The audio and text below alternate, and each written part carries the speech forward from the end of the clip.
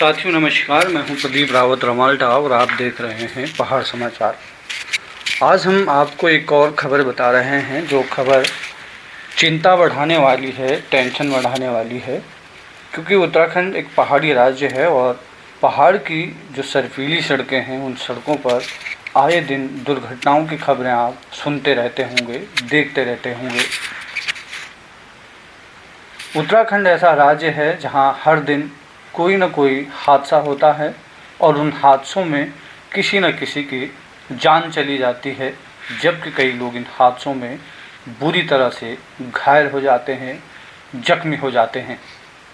आज हम इसी से जुड़ी खबर बता रहे हैं।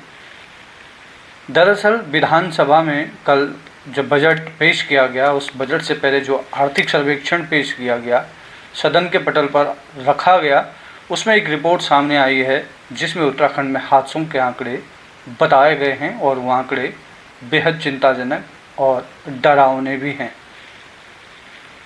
उत्तराखंड में सड़क दुर्घटनाओं का जो ग्राफ है वो लगातार बढ़ता जा रहा है और आर्थिक सर्वेक्षण 2025 की रिपोर्ट के अनुसार दिसंबर 2024 तक 1747 सड़क हादसे हुए हैं और इन सड़क हादसों में कई लोगों की जानें गई, कई लोग इन हादसों में बुरी तरह से घायल हो गए या यूँ कहिए जीवन भर के लिए अपंग हो गए। अब हम आपको साल दर साल कुछ बताएंगे कि हादसे किस तरह से बढ़ते गए और किस तरह से इन हादसों में लोगों की जानें जा रही हैं और किस तरह से लोग इन हादसों में बुरी तरह से घायल हो रहे हैं। अगर 2020 की बात करें तो 2020 में 1041 हादसे हुए थे और इन हादसों में 674 लोगों ने अपनी जानें गंवा दी थी। 674 बहुत बड़ा आंकड़ा होता है, जबकि 854 लोग इन हादसों में घायल हुए। आप सोच सकते हैं कि ये कितना बड़ा आंकड़ा है। अब बात करते हैं 2021 की। 2021 एक साल के अंतराल में हादसों की बात करें तो उसकी संख्या में बहुत बड़ा इजाफा हुआ है।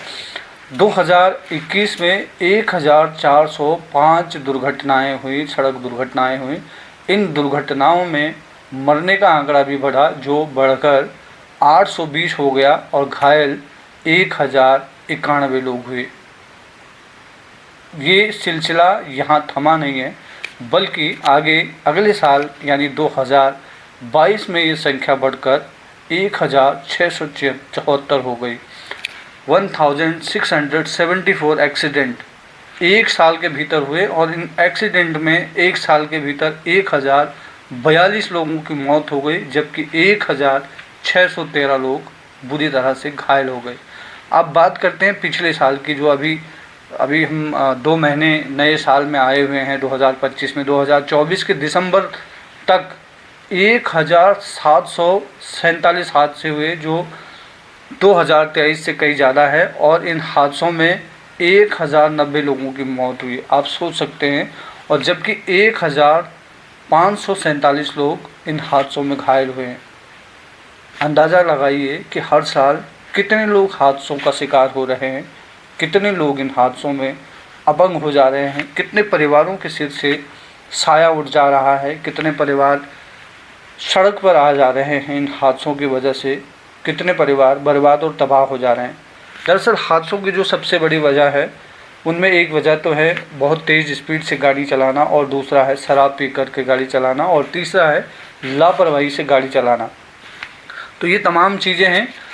ये किस तरह से हादसे बढ़ रहे हैं, ये बहुत चिंताजनक बात है उत्तराखंड के लिए। और केवल एक बार की बात नहीं, बल्कि साल दर साल इन आंकड़ों में इजाफा हो रहा है।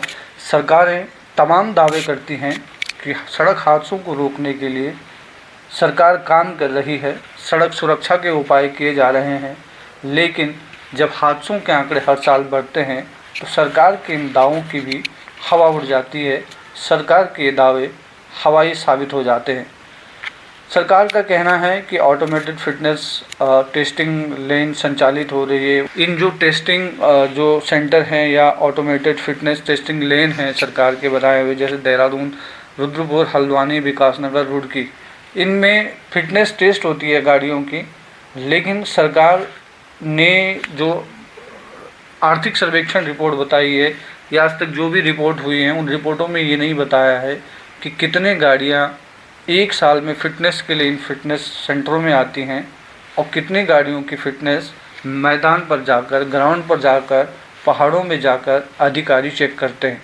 सरकार को इन आंकड़ों को भी बताना चाहिए। कुल मिलाकर सरकार के दावे हर साल बढ़ते हादसों के आंकड़े और मरने वालों की संख्या मेल नहीं खाती है। अगर सरकार वास्तव में धरातल पर कुछ कर रही होती तो ज़रूर इन आंकड़ों में कमी आती, लेकिन सरकारें केवल दावे करती हैं और दावे धरातल पर उतरते नज़र नहीं आ रहे हैं। जल्द मिलेंगे एक और रिपोर्ट के साथ, तब तक आप देखते रहिए पहाड़ समाचार। नमस्कार।